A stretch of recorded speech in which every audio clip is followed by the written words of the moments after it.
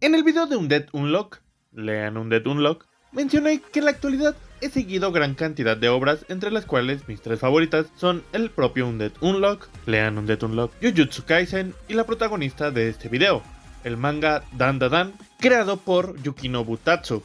Conocí a Dandadan cuando apenas llevaba 2 capítulos en publicación, por lo que ya he recorrido un camino con esta obra. Pero el favoritismo no es lo único que me hizo querer recomendarla, sino que aprovechando que esta semana es el estreno de su adaptación a anime y que de esta manera podrá llegar a más personas, quise aprovechar la oportunidad para hablarles de este manga y que claro, se animen a leerlo o más probablemente que le den una oportunidad a su anime ahora que saldrá esta semana. Bienvenido a The Geek World. El día de hoy, déjame tratar de explicarte por qué Dandadan es una obra que vale muchísimo la pena conocer. Antes de empezar, decir que al ser una recomendación, claramente no habrá spoilers y que nos enfocaremos en los puntos positivos no solo de la obra original, sino también de su adaptación, pero esto último hay que dejarlo más para adelante. También está de más decir que esta es mi interpretación de los puntos que a mi parecer hacen buenos o que hacen entretenida la lectura de Dandadan y por qué vale la pena recomendarla desde, como dije, mi punto de vista. Ahora sí, sin más que decir, comencemos. Empecemos por la sinopsis. Dandadan nos presenta a Momo Ayase y a Ken Takakura, 2 chicos de preparatoria, sí, qué raro, los cuales se conocen al Momo defender a Takakura de un bully, o bueno, un bully para estándares japoneses, esto derivando en una pequeña plática que terminaría con ambos haciendo una apuesta. Ayase obliga a Takakura a ir a un lugar de alta actividad paranormal, mientras que el chico obliga a Ayase a ir a un edificio con constantes contactos alienígenas. Esta apuesta termina muy mal, provocando que ambos personajes obtengan habilidades sobrehumanas, descubriendo así la ley que define el mundo de Dandadan y que surge de la pregunta: ¿qué pasaría si tanto los alienígenas como los seres paranormales fueran de verdad? Lo que hace tan interesante a la historia de Dandadan desde mi punto de vista es el cómo usa estos dos elementos, la ciencia ficción y el terror paranormal o fantasía, si quiere verse así, y sí,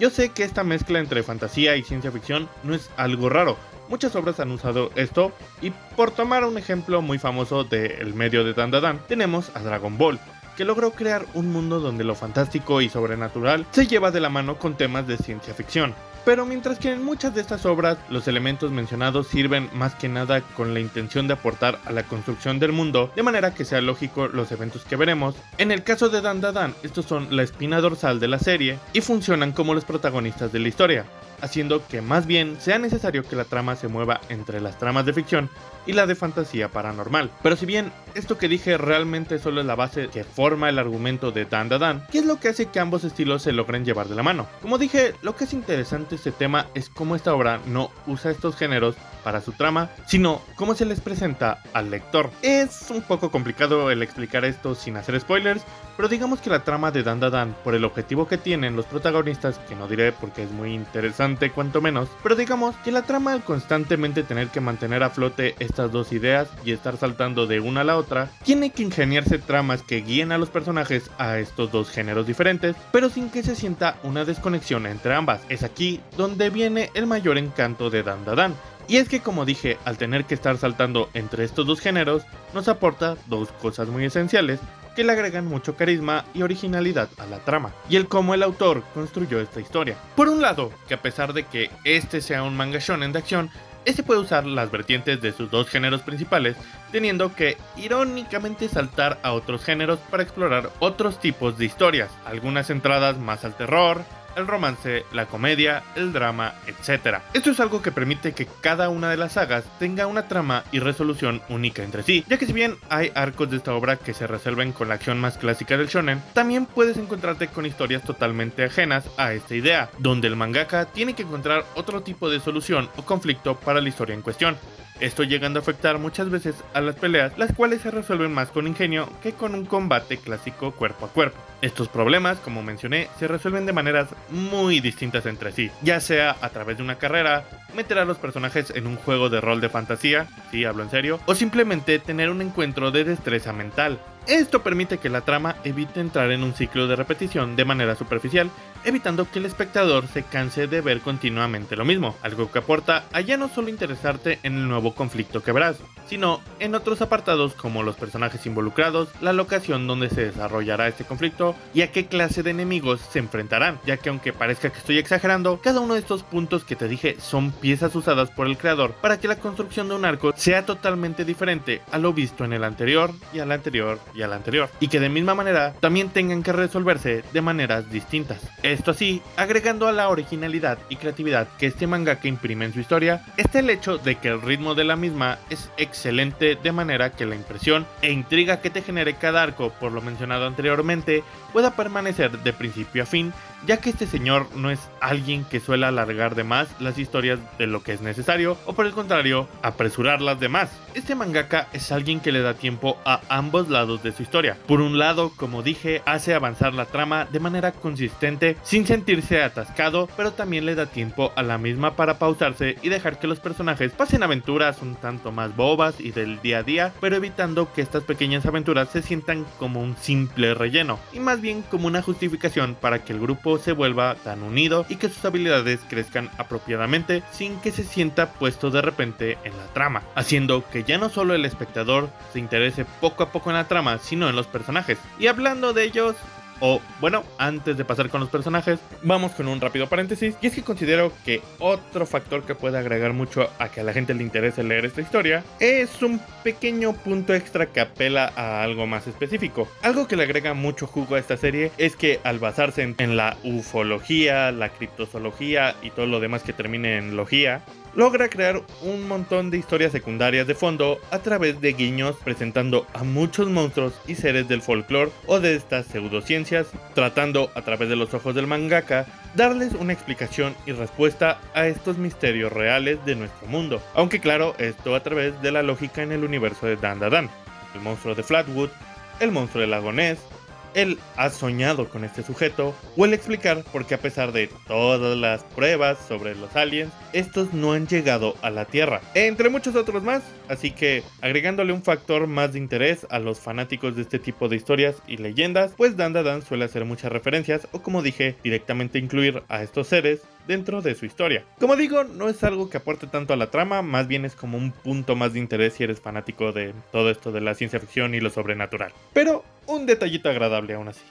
Hablar del elenco de Dandadan es muy interesante, ya que hay dos maneras de presentarlo. Por un lado, tenemos el grupo protagónico, el cual es bastante simple en sus personalidades. Estos se manejan más como el clásico grupo estereotípico, donde los personajes tienen personalidades muy diferentes y marcadas entre sí, y donde se busca constantemente el choque entre estas mismas personalidades para complementarse y tener un papel específico en la trama. Ya saben, algo al estilo Scooby-Doo, donde un personaje pertenece a un arquetipo definido. Aún así, no te confundas, ya que, si bien simples, los personajes están muy bien llevados, y no solo, como dije, teniendo una construcción en su personalidad muy marcada, sino también contando con un desarrollo que suele ir muy arraigado a sus poderes. Y es que sí, el grupo principal de Dandadan, al ser tan diferentes los unos de los otros, permiten que, como dije, todos tengan una manera diferente de presentarse al lector, haciendo que cada uno sea carismático y atractivo por cuenta propia y por diferentes factores, haciendo que esta personalidad más simple o cliché permita que se explore de manera rápida el conflicto de cada uno,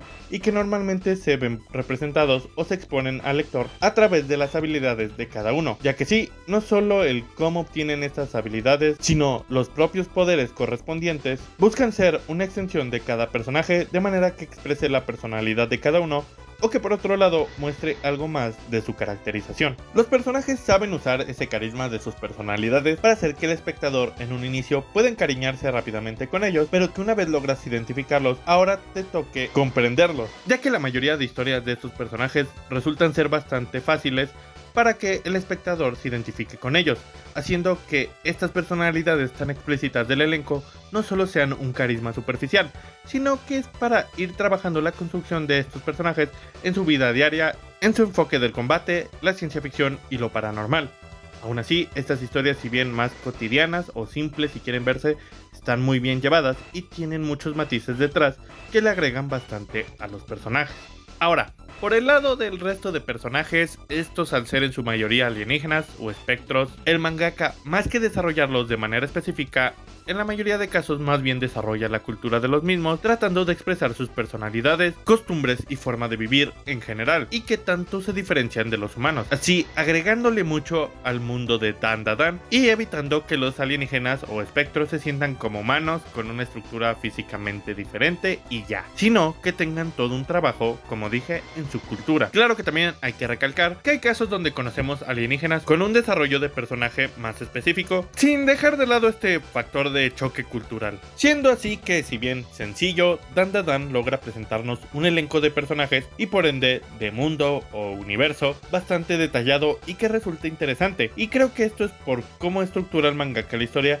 de manera en que cada personaje o facción que entre a la trama tenga su tiempo de brillar en su arco correspondiente y que cuando toque presentar uno nuevo no se vea opacado por los demás, y que los personajes que ya conocemos no sean olvidados, aunque sí he de decir, hay veces donde se pierde el enfoque en ciertos personajes, en especial actualmente en el manga, donde el elenco principal ha crecido bastante. Pero aún así creo que es un elenco que tiene un buen balance entre ser funcional para el público y ser funcional para la historia, algo que la verdad se agradece hoy en día.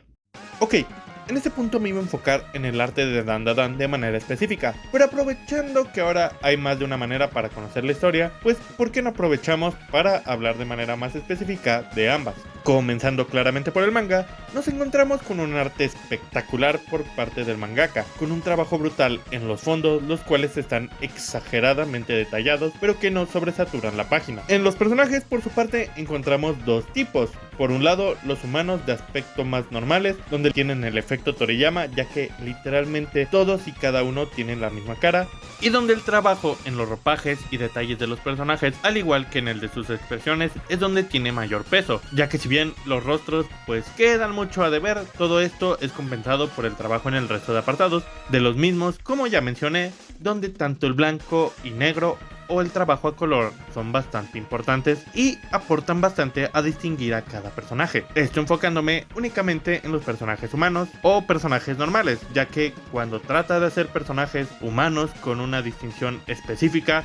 o cuando se enfoca tanto en los alienígenas como en los espectros, el mangaka expresa todo su potencial en el dibujo, creando así no solo diseños que expresan muy bien qué tipo de enemigo o personaje tienes enfrente, sino su personalidad e incluso sus rasgos, como mencioné, todo este tema de cultura, cómo se mueven, cómo se expresan, etc. El mangaka es muy bueno creando monstruos o figuras ajenas al humano, haciendo que todas y unas sean reconocibles, ya sea porque las reconozcas de alguna referencia por ahí, o porque simple y sencillamente están hechas muy bien al detalle y con mucha expresividad. Tanto como dije, de un lado más técnico para que entiendas qué clase de personajes son, hasta el lado más atractivo de que al ver ese personaje solo quede impresionarte. Hace unos momentos mencioné el arte a color de este mangaka y he de decir que es simple y sencillamente hermoso, dándole mucho peso al trabajo en lápiz a color, el grafito, las acuarelas y los clásicos Copics para hacer una ilustración que deja un gran impacto cuando se trata de hacer las portadas o algún promocional del manga, entre algunas cosillas más por ahí.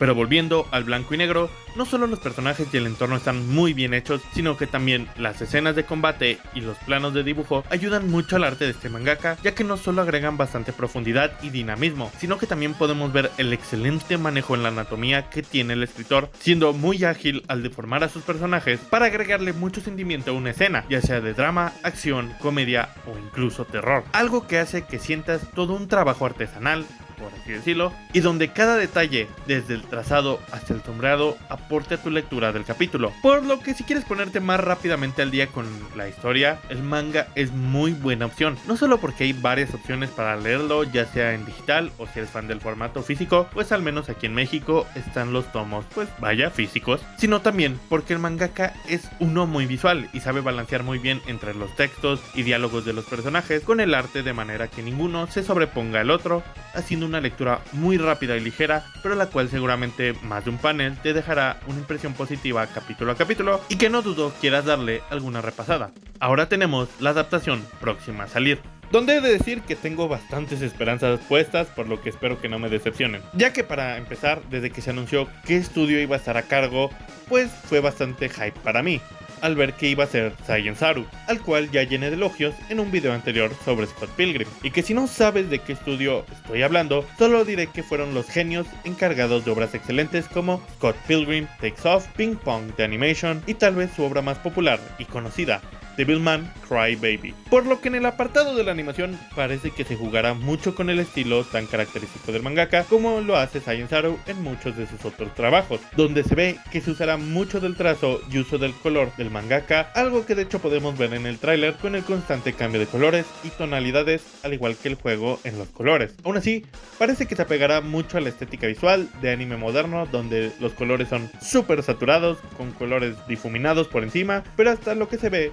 pues está bastante bien. En cuanto a qué tanto funciona para adentrarte a Dandadan, por lo que vi, esta primera temporada tendrá 12 capítulos, pero a la vez he visto en promocionales algo que me parece muy extraño, y es que vi que aparece el personaje de Enjoji, lo que me hace pensar que esta primera temporada abarcará más o menos hasta el capítulo 30 o 40 y algo del manga. La verdad no sé qué tal esté mi perspectiva aquí, ya que no me he releído los primeros arcos, pero creo que más o menos abarcarían alrededor de los primeros 3 arcos de la historia seguramente, dejándolo en un cliffhanger para el cuarto arco, el cual no dudo que salga en una segunda temporada con un tiempo de espera muy corto. Por lo que al presentar la cantidad de arcos que creo van a demostrar en estos 12 capítulos, creo que es una manera muy sana para que el espectador pueda familiarizarse con los 4 protagonistas originales y con el tipo de escritura de Dandadan. Si quieres saber más o menos cuánto abarcaría Dandadan, estamos actualmente en el capítulo 168 del manga para cuando se sube este video. Entonces digamos que sí funcionará mucho como una carta de entrada hacia Dandadan. Por lo que aquí,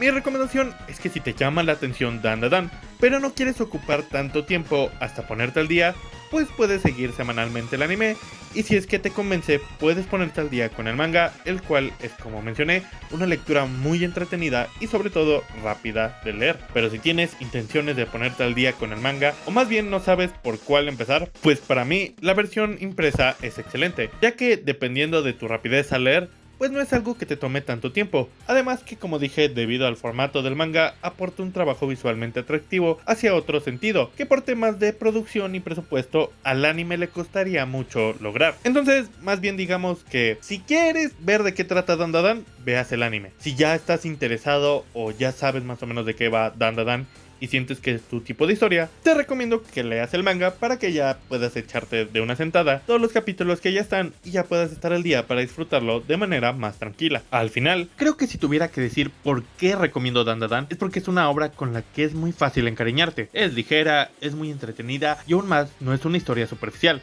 No solo busca atraerte porque se vea cool o porque sus personajes sean atractivos de manera superficial. Es una historia que se toma su tiempo para avanzar, pero que tampoco se atasca en un tipo de historia. Una obra que no menosprecia a sus lectores y que los obliga a ellos y al propio mangaka a vivir otra clase de experiencias e historias en cada arco. Donde diría que la esencia de Dandadan, fuera de los aliens y los espectros, es que no tiene una esencia clara. Escribe la clase de historia que quiere, pero sin que parezca que te está aventando cualquier cosa a la cara, sino que tanto durante los arcos y de manera retroactiva te va construyendo la lógica detrás de esta ramificación tan alocada de ideas, de manera a que siempre estés interesado en saber más, porque sabes que esta historia no solo te entregará un capítulo nuevo, sino una nueva forma de conocer a su historia, a sus personajes y a su mundo. Y bueno, aquí mi recomendación de Dandadan, la verdad fue difícil ya que creo que necesito varios ejemplos de la historia para crear más interés, pero al final es una recomendación, entonces traté de hacerlo lo más ligero posible. Aún así,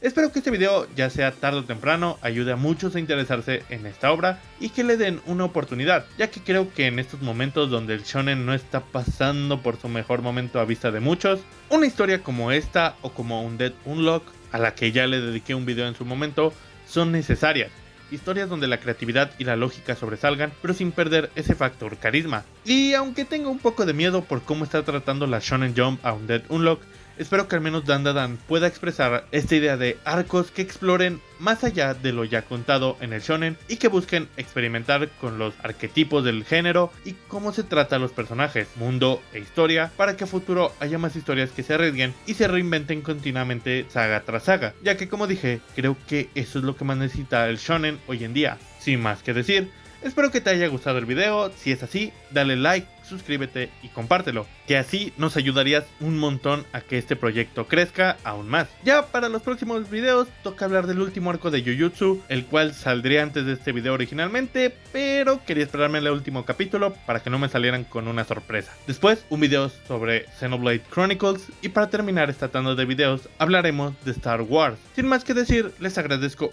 un montón por haberse dado la oportunidad de ver este video y de ser posible de leer o ver este manga o anime. Este es un video para recomendar Dan Da Dan y nos vemos en el próximo.